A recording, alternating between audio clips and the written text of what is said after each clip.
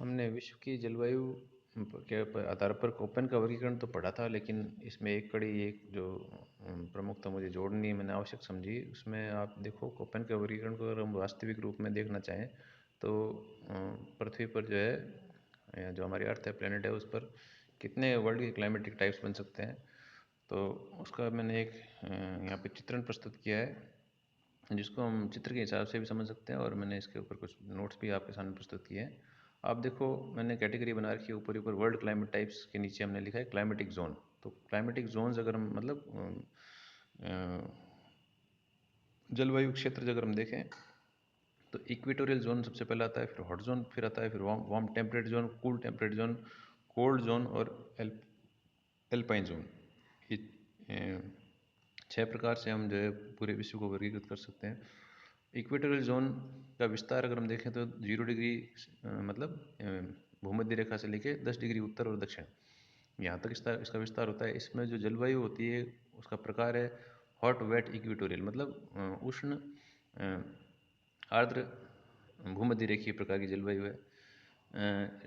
प्रतिवर्ष यहाँ पर 80 इंच की जो औसत वर्षा होती है, और यहाँ पर जो वेजिटेशन का प्रकार मिलता है वह इक्वेटोरियल रेन फॉरेस्ट, मतलब भूमध्य रेखीय वर्षावन जो है वो यहाँ पर हमें देखने को मिलते हैं। हॉट जोन दूसरा प्रकार है, दूसरा हमारा जलवायु क्षेत्र है। इसका विस्तार अगर हम देखें तो 10 डिग्री से लेकर 30 डिग्री उत्तर और दक्षिण, मतलब 10 डिग्री उत्तर से 30 डिग्री उत्तर और 10 डिग्री दक्षिण से लेकर 30 डिग्री दक्षिण। इसमें जो जलवायु का प्रकार होगा उसमें 2 प्रकार हैं, 3 प्रकार हैं।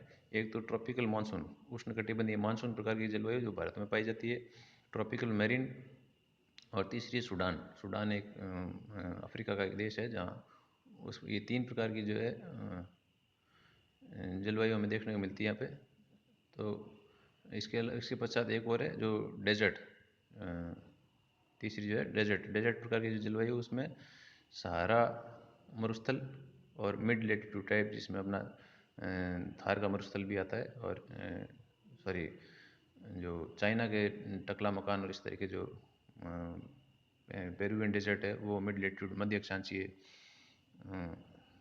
हमारे डेजर्ट्स हो गए, मरुस्थल हो गए। इसमें अगर हम दूसरे प्रकार जो सेकंड जो नंबर है, मतलब ट्रॉपिकल मानसून और मेरीन, इसमें ट्रॉपिकल मानसून और मेरीन में 60 और 70 इंच औसत वार्षिक वर्षा होती है। वेजिटेशन जो होगी मानसून और सवाना प्रकार की होगी। इसमें मानसून प्रकार की होगी, मतलब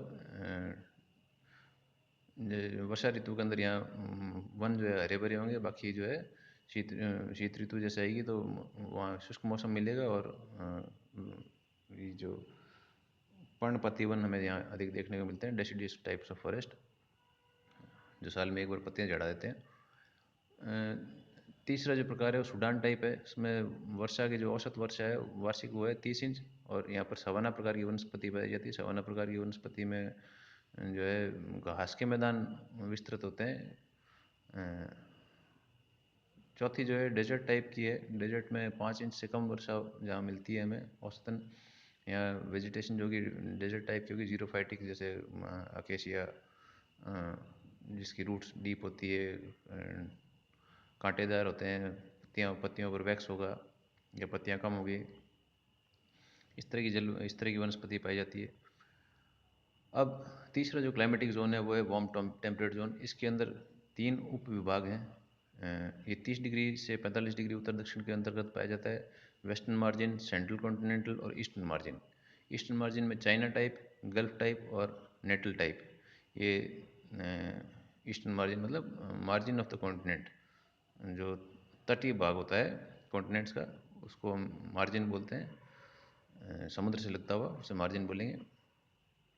तो इसमें वर्षा की मात्रा जो होगी वेस्टर्न मार्जिन में तो 35 इंच है, लेकिन ईस्टर्न मार्जिन में 45 इंच है। विंटर में रेनफॉल होती है वेस्टर्न मार्जिन में, लेकिन समर के अंदर रेनफॉल होती है ईस्टर्न मार्जिन में।